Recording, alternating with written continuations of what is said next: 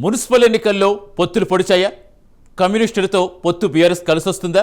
ఇంతకు గులాబీ పార్టీ ఎర్రజెండాలతో ఎక్కడెక్కడ పొత్తు పెట్టుకుంది? భవిష్యత్తులో బీఆర్ఎస్ వామపక్షాలతో కలిసి నడుస్తుందా? కాంగ్రెస్తో పొత్తుపై పార్టీలు జరుగుతున్న చర్చ ఏంటి? బీఆర్ఎస్ కమ్యూనిస్టుల మిత్రబంధానికి సంబంధించి ప్రత్యేక కథనంలో మరింత సమాచారం చూద్దాం.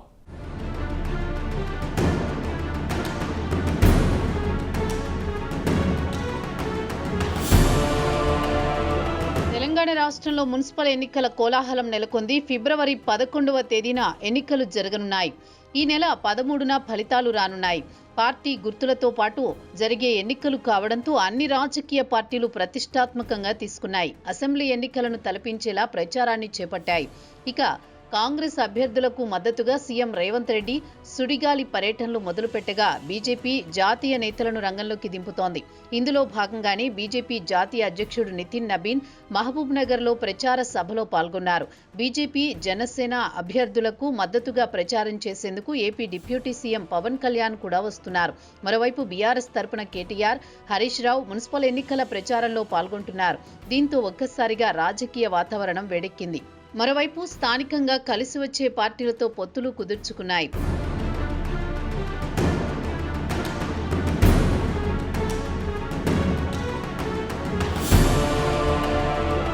ఇక ప్రధానంగా ప్రతిపక్షం బీఆర్ఎస్ మున్సిపల్ ఎన్నికల్లో స్థానికంగా పొత్తులు పెట్టుకుంది. ముఖ్యంగా ఉమ్మడి ఖమ్మంతో పాటు నల్గొండ జిల్లాలో కమ్యూనిస్టులతో పొత్తు పెట్టుకుంది.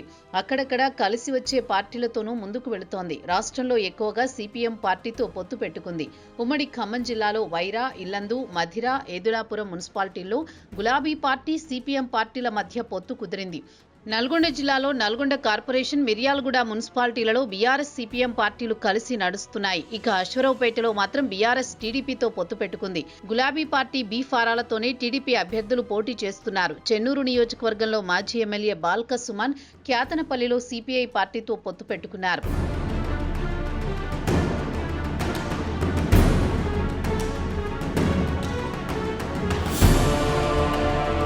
ఇక మున్సిపల్ ఎన్నికల్లో పొత్తులు రాష్ట్ర వ్యాప్తంగా లేవు.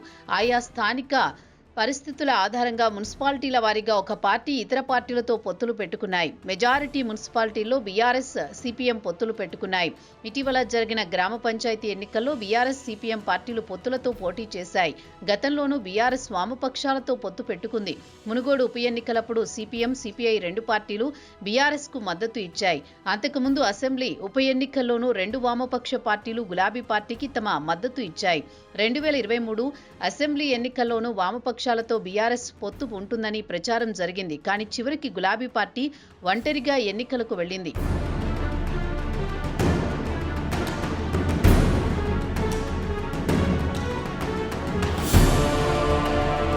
మరోవైపు రాష్ట్రంలో మారుతున్న రాజకీయ పరిస్థితులకు అనుగుణంగా బీఆర్ఎస్ ముందుకు వెళుతోంది. ఇప్పటికే రాష్ట్రంలో ఉన్న రైతులు, నిరుద్యోగులు, మహిళలు, కార్మికుల సమస్యలపై పోరాట గళం ఎత్తుకుంది. కాంగ్రెస్ ప్రభుత్వం అధికారంలోకి వచ్చి 2 ఏళ్లు పూర్తయింది. వామపక్ష పార్టీలు సైతం రాష్ట్ర ప్రభుత్వ విధానాలపై స్వరం పెంచుతున్నారు. దీంతో బీఆర్ఎస్ కూడా కాంగ్రెస్తో పోరాటానికి ఎర్రన్నలను కలుపుకుపోవాలని భావిస్తోంది. ఇక ప్రస్తుతం సిపిఐ రాష్ట్రంలో కాంగ్రెస్ పార్టీకి మద్దతు ఇస్తోంది. సిపిఎం మాత్రం అవుట్ రైట్ గా బీఆర్ఎస్ కు మద్దతు ఇస్తోంది.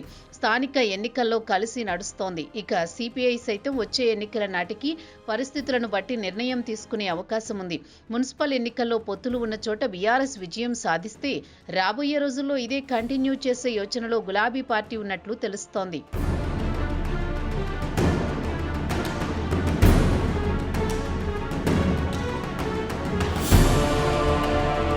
ఓవరాల్ గా పింక్ పార్టీ నేతలతో ఎర్రన్నల మధ్య కొనసాగుతున్న మైత్రి మున్సిపల్ ఎన్నికల్లో ఎలాంటి ఫలితాలు ఇస్తుంది? పురపోరులో బీఆర్ఎస్ స్థానిక పొత్తుల వ్యూహం ఏ మేరకు ఫలిస్తుంది? అధికార పార్టీ ఎత్తుల ముందు ఎలా నెగ్గుకొస్తారు అనేది త్వరలో తేలిపోనుంది.